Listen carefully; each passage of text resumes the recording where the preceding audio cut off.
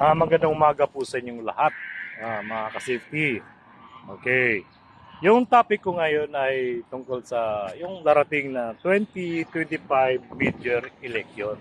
Okay. Now, dalawang araw na lang, dalawang tulog na lang eleksyon na. Okay.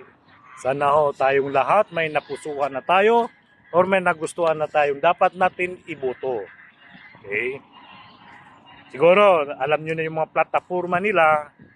Kung palagi kayong sumasama sa rally at nanonood sa mga rally, siguro nagustuhan yung mga pangako nila sa inyo, yun na siguro ang dapat yung iboto. So, malokal man or nasyonal, kailangan po magiging wise tayo sa botohan. Okay. Now, mga ka-safety, kailangan po wag ho tayong magpasilaw sa pera.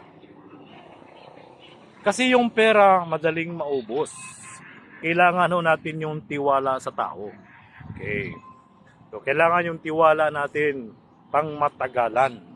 Okay, kaya binoto natin sila dahil tiwala kayo sa mga pangako nila at yung sa mga plataforma.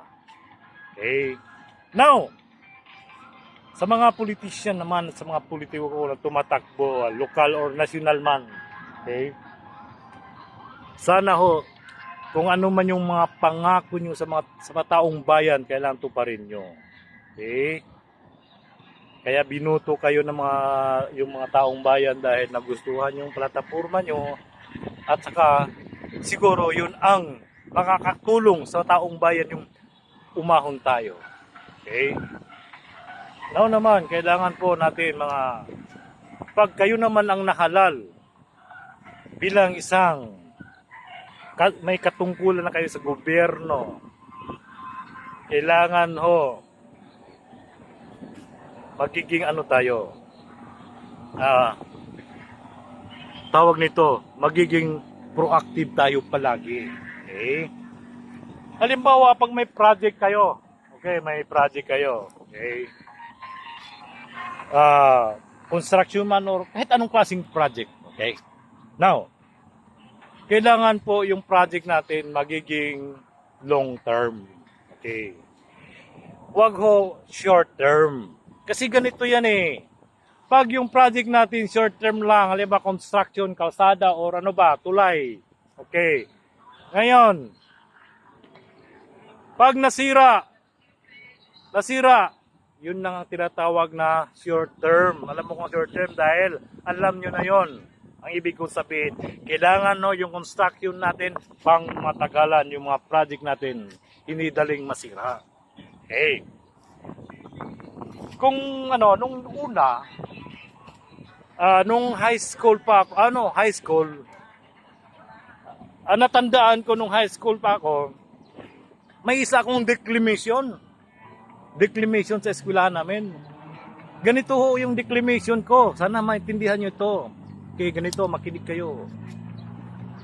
More tax collection means more government project for progress. Encourage the people to pay their taxes willingly and promptly. Yun po ang declamation ko. Sana maintindihan nyo kung anong ibig sabihin nun. Sa lahat ng mga politician. Okay, mga politiko. Okay. Now, tayo naman, mga botante, sa darating na eleksyon, tayo po ay mag-iingat. Okay.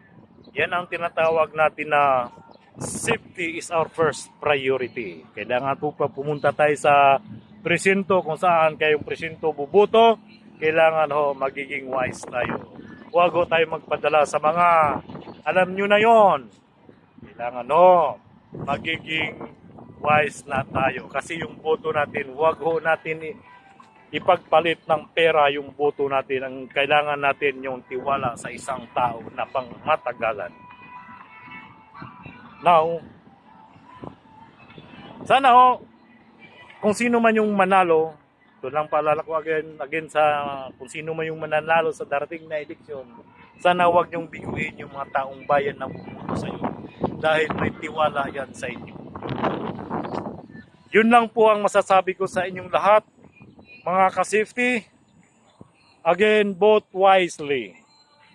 Kailangan tayong huwag natin ibinta ang ating boto. Maliwanag ba mga ka-safety? Kailangan po magiging wise tayo. Yun lang po ang masishare ko sa inyo ngayong araw na ito. Maraming salamat sa inyong lahat. Kung may katanungan man kayo tungkol sa related safety, please like and subscribe and comment below. Okay, my friend, mga ka-safety, maraming salamat sa inyong lahat. Kita-kits tayo ulit bukas.